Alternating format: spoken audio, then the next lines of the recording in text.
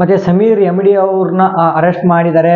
Sameer MD ಅವರು arrest ಆಗಿ ಸಮೀರ್ ಅವರು ಕೂಡ ಒಂದು ಮಿಸ್ಟೇಕ್ ಅನ್ನ ಮಾಡಿದ್ದಾರೆ. ಅದೇನಂದ್ರೆ, ಹಾಯ್ ಹಲೋ ನಮಸ್ಕಾರ ವೀಕ್ಷಕರೇ, ದೂತ ಎಂಬ ಒಂದು ಸಮೀರ್ ಎಂ.ಡಿ ಅವರ ಒಂದು ಯೂಟ್ಯೂಬ್ ಚಾನಲ್ ನಲ್ಲಿ ಸೌಜನ್ಯ ಕೊಲೆ ಬಗ್ಗೆ ಒಂದು ವಿಡಿಯೋ ಬಂದಿತ್ತು. ಅದು ಕರ್ನಾಟಕದಲ್ಲಿ ಸಖತ್ ಟ್ರೆಂಡ್ ಆಗಿ 1.5 ಕೋಟಿಗಿಂತ ಹೆಚ್ಚು ಜನ ಆ ಒಂದು ವಿಡಿಯೋನ ವೀಕ್ಷಣೆ ಮಾಡಿದ್ದಾರೆ. ನಂತರ ಸಮೀರ್ ಅವರ ದೂತ ಅವರು ಅಥವಾ ಸಮೀರ್ ಎಂ.ಡಿ ಅವ್ರ ಮೇಲೆ ಸಾಕಷ್ಟು ಆರೋಪಗಳು ಬಂದಿದೆ. ಅವ್ರನ್ನ ಅಟ್ಯಾಕ್ ಮಾಡಕ್ಕೆ ಸಾಕಷ್ಟು ಜನ ರೆಡಿ ಆಗಿದ್ದಾರೆ. ಕೊಲೆ ಬೆದರಿಕೆ ಬಂದಿದೆ, ಅರೆಸ್ಟ್ ವಾರೆಂಟ್ ಬಂದಿದೆ, ನೋಟಿಸ್ ಕೂಡ ಬಂದಿದೆ. ಬಟ್ ಏನೇನೆಲ್ಲ ಆಗಿದೆ, ಫ್ಯಾಕ್ಟ್ಸ್ ಏನ್ ಹೇಳ್ತಾ ಇದೆ, ಇನ್ನೂ ಏನೇನು ಮಿಸ್ ಮಾಡಿದ್ದಾರೆ, ಸಮೀರ್ ಅವರು ಏನೆಲ್ಲ ತಪ್ಪುಗಳನ್ನ ಮಾಡಬಾರ್ದಾಗಿತ್ತು, ಅವ್ರು ಏನ್ ತಪ್ಪು ಮಾಡಿದ್ದಾರೆ, ರಿಯಾಲಿಟಿ ಎಷ್ಟು ನಿಜ ಎಷ್ಟು ಸುಳ್ಳು ತಿಳ್ಕೊಂಬರೋಣ. ಅದಕ್ಕಿಂತ ಮುಂಚೆ ಚಾನಲ್ಗೆ ಸಬ್ಸ್ಕ್ರೈಬ್ ಮಾಡಿಲ್ಲ ಅಂದ್ರೆ ದಯವಿಟ್ಟು ಹೊಸಬ್ರು ಸಬ್ಸ್ಕ್ರೈಬ್ ಮಾಡಿ ಬೆಲ್ ಐಕಾನ್ ಕೂಡ ಆನ್ ಮಾಡ್ಕೊಳ್ಳಿ. ಧರ್ಮಸ್ಥಳದ ಕೇಸು ಏನು ಸೌಜನ್ಯ ಕೊಲೆ ಪ್ರಕರಣ ಆಗಿದೆ, ಇದು 2012ರಲ್ಲಿ ನಡೆದಿದೆ. ನಿಮ್ಗೆಲ್ಲ ಗೊತ್ತಿದೆ. ಹತ್ತತ್ರ 13 ವರ್ಷ ಆಗ್ತಾ ಬಂತು. ಬಟ್ ಇವಾಗ ತುಂಬಾ ಜನ ಯೂಟ್ಯೂಬ್ ನಲ್ಲಿ ಅಥವಾ ಸೋಷಿಯಲ್ ಮೀಡಿಯಾದಲ್ಲಿ ಟ್ರೆಂಡ್ ಆಗ್ತಾ ಇರೋದ್ರಿಂದ ಆ ಕೇಸ್ಗೆ ಇನ್ನೂ ಆರೋಪಿಗಳು ಯಾರು ಅಂತ ಸಿಕ್ಕಿಲ್ಲ. ಬಟ್ ತುಂಬಾ ಜನರು ಅವ್ರದೇ ಆದಂತ ರೀತಿಯಲ್ಲಿ ಒಂದು ಎಕ್ಸ್ಪ್ಲನೇಷನ್ ಅನ್ನ ಕೊಡ್ತಾ ಇದ್ದಾರೆ. ಗೌಡ್ರು ತಪ್ಪು ಮಾಡಿದ್ದಾರೆ, ಗೌಡ್ರು ಮಣಿತನ ತಪ್ಪು ಮಾಡಿದೆ, ತುಂಬಾ ಈ ರೀತಿ ನಡೀತಾನೆ ಇದೆ. ಆದ್ರೆ ತುಂಬಾ ಜನ ಆ ಒಂದು ಸೌಜನ್ಯ ಮೇಲೆ ಯಾರು ಅತ್ಯಾಚಾರ ಮಾಡಿದ್ರು ಅಥವಾ ಯಾರು ಕೊಲೆ ಮಾಡಿದ್ರು ಅವ್ರನ್ನ ಬಿಟ್ಟು ಜಾತಿಗಳ ನಡುವೆ ಒಯ್ತಾ ಇದ್ದಾರೆ. ಅಥವಾ ಈ ಒಂದು ಕ್ಷೇತ್ರದ ಬಗ್ಗೆ, ಅದು ಧರ್ಮಸ್ಥಳ ಪುಣ್ಯ ಕ್ಷೇತ್ರದ ಬಗ್ಗೆ ಕೆಟ್ಟದಾಗಿ ಬಿಂಬಿಸ್ತಾ ಇದ್ದಾರೆ ಅಥವಾ ವರ್ಣನೆ ಮಾಡ್ತಾ ಇದ್ದಾರೆ ಅಥವಾ ಕೆಟ್ಟದಾಗಿ ಕಾಣ್ತಾ ಇದ್ದಾರೆ.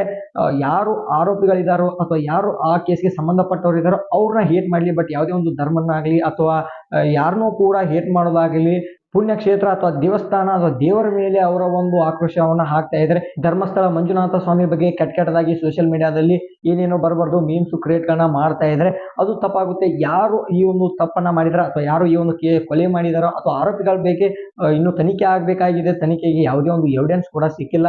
ಆದ್ರೂ ಕೂಡ ಊಹಾಪೋಹಗಳು ಹರಿದಾಡ್ತಾ ಇದೆ, ಗೌರ್ ಮಾಡಿದ್ದಾರೆ, ಗೌರ್ ಫ್ಯಾಮಿಲಿ ಅವ್ರು ಮಾಡಿದ್ದಾರೆ ಅಂತ.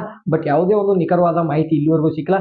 ಬಟ್ ಅದಕ್ಕೆ ಗೌರ್ಮೆಂಟ್ ಇದೆ, ಕೋರ್ಟ್ ಇದೆ. ಯಾವುದೋ ಒಂದು ಜಾತಿನಾಗ್ಲಿ ಅಥವಾ ಯಾವುದೇ ಒಂದು ಪುಣ್ಯ ಕ್ಷೇತ್ರವನ್ನ ಕೆಟ್ಟದಾಗಿ ಕಾಣ್ತಾ ಇದ್ದಾರೆ. ಅದು ನನಗೆ ತುಂಬಾ ಪರ್ಸನಲಿ ಬೇಜಾರಾಯಿತು. ಮತ್ತೆ ಸಮೀರ್ ದೂತ್ ಅವ್ರ ಮೇಲೂ ಕೂಡ ಸಾಕಷ್ಟು ಟ್ರೋಲ್ಗಳಾಗ್ತಾ ಇದೆ. ಇವರು ಮುಸ್ಲಿಂ, ಯಾಕೆ ನಮ್ಮ ಒಂದು ಹಿಂದೂಗಳ ಬಗ್ಗೆ ಮಾತಾಡ್ತೀಯಾ, ನಮ್ಮ ಹಿಂದೂ ದೇವಸ್ಥಾನದ ಬಗ್ಗೆ ಮಾತಾಡ್ತಾ ಇದ್ರೆ ಅಂತ ತುಂಬಾ ಜನ ಅಲ್ಲೂ ಕೂಡ ಟ್ರೋಲ್ ಮಾಡ್ತಾ ಇದ್ದಾರೆ.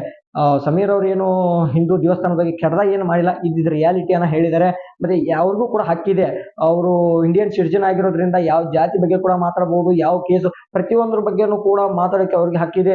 ರೈಟ್ ಟು ಟಾಕ್ ಅಥವಾ ಒಂದು ಅವ್ರ ರೈಟ್ಸ್ ಇದೆ ಅಂತಾನೆ ಹೇಳ್ಬೋದು.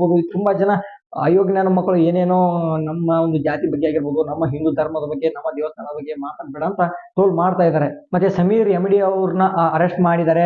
ಸಮೀರ್ ಎಂ.ಡಿ ಅವರು ಅರೆಸ್ಟ್ ಆಗಿದ್ದಾರೆ ಅಂತ ನ್ಯೂಸ್ ಬರ್ತಾ ಇದೆ. ಖಂಡಿತವಾಗ್ಲೂ ಸುಳ್ಳು ಸುದ್ದಿ. ಅವರು ಅರೆಸ್ಟ್ ಆಗಿಲ್ಲ, ಪೊಲೀಸ್ ಕಡೆಯಿಂದ ನೋಟಿಸ್ ಬಂದಿದೆ ಅಂತ. ಬಟ್ ನೋಟಿಸ್ ಒಳಗಡೆ ಏನಿದೆ ಅಂತ ನಿಜವಾಗ್ಲೂ ಗೊತ್ತಿಲ್ಲ. ಅವ್ರೇನಾದ್ರೂ ಇವಾಗ ಗೌರ್ ಅಂತ ಮೆನ್ಷನ್ ಮಾಡ್ಕೊಂಡಿದ್ರೆ ಅಥವಾ ನಿಜವಾದ ಹೆಸರನ್ನ ತೆಗೆದುಕೊಂಡಿದ್ರೆ ಖಂಡಿತವಾಗ್ಲೂ ಅವ್ರಿಗೆ ಸ್ವಲ್ಪ ಪರ್ಸನಲ್ ಲೈಫ್ಗೆ ಡ್ಯಾಮೇಜ್ ಆಗಿರೋದು ಅಥವಾ ಸ್ಟೇ ತಂದಿದ್ದಾರೆ, ಅವ್ರ ಬಗ್ಗೆ ಯಾರು ಕೂಡ ಮಾತಾಡುವಂತಿಲ್ಲ. ಸೊ ಹೀಗಾಗಿ ಅವರು ಬೇರೆ ನೇಮ್ಸ್ ಗಳನ್ನ ಯೂಸ್ ಮಾಡಿದ್ದಾರೆ. ಹೀಗಾಗಿ ನೋಟಿಸ್ ಮಾತ್ರ ಬಂದಿದೆ, ಸಮೀರ್ ಅವರು ಅರೆಸ್ಟ್ ಆಗಿಲ್ಲ. ಅದೇ ರೀತಿ ಸಮೀರ್ ಎಂ.ಡಿ ಅವ್ರಿಗೆ ತುಂಬಾ ಜನ ಹೇಟ್ರೇಟ್ ಸ್ಟಾರ್ಟ್ ಆಗಿದೆ. ಅವರ ಒಂದು ಪರ್ಸನಲ್ ಇನ್ಫಾರ್ಮೇಶನ್, ಮನೆ ಅಡ್ರೆಸ್ ಪ್ರತಿಯೊಂದು ಕೂಡ ಲೀಕ್ ಮಾಡಿದ್ದಾರೆ. ಏನ್ ಸಿಗುತ್ತೆ, ಇಷ್ಟು ದಿನ ಆದ್ರೂ ಯಾರು ಮಾತಾಡಲಿಲ್ಲ, ಅವರು ಒಂದು ಟ್ರೆಂಡ್ ಸೃಷ್ಟಿ ಮಾಡಿದ್ದಾರೆ.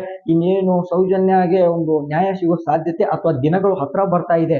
ಇಂಥದ್ರಲ್ಲಿ ಈ ರೀತಿ ಮಾಡಿದ್ರೆ ಯಾರು ಕೂಡ ಇನ್ ನೆಕ್ಸ್ಟ್ ಅಲ್ಲಿ ಈ ರೀತಿ ಘಟನೆಗಳಾದ್ರೆ ಅದು ಯಾರು ಧ್ವನಿ ಎತ್ತಕ್ಕೂ ಬರಲ್ಲ. ಆ ರೀತಿ ಮಾಡಿ ಇಡ್ತಾ ಇದ್ದಾರೆ ಜನಗಳು. ಬಟ್ ಇವಾಗ ಟ್ರೆಂಡ್ ಆಗ್ತಾ ಇರೋದು ಏನಂದ್ರೆ, ಬಫ್ ಬಗ್ಗೆ ಮಾತಾಡುವಂತ ತುಂಬಾ ಜನ ಅವರ ಒಂದು ವಿಡಿಯೋದಲ್ಲಿ ಅವರು ಮುಸ್ಲಿಂ ಆಗಿರೋದ್ರಿಂದ ತುಂಬಾ ಜನ ಕಮೆಂಟ್ ಹಾಕಿದ್ದಾರೆ, ಸೋಷಿಯಲ್ ಮೀಡಿಯಾದಲ್ಲಿ ಟ್ರೆಂಡ್ ಮಾಡಿದ್ದಾರೆ. ಹೀಗಾಗಿ ದೂತ ಸಮೀರ್ ಅವರು ಕೂಡ ಒಂದು ಮಿಸ್ಟೇಕ್ ಅನ್ನ ಮಾಡಿದ್ದಾರೆ. ಅದೇನಂದ್ರೆ, ಚಕ್ರವರ್ತಿ ಸೂಲೆಬೇಲಿ ಅವ್ರ ಬಗ್ಗೆ ಒಂದು ವಿಡಿಯೋ ಮಾಡಿದ್ರು.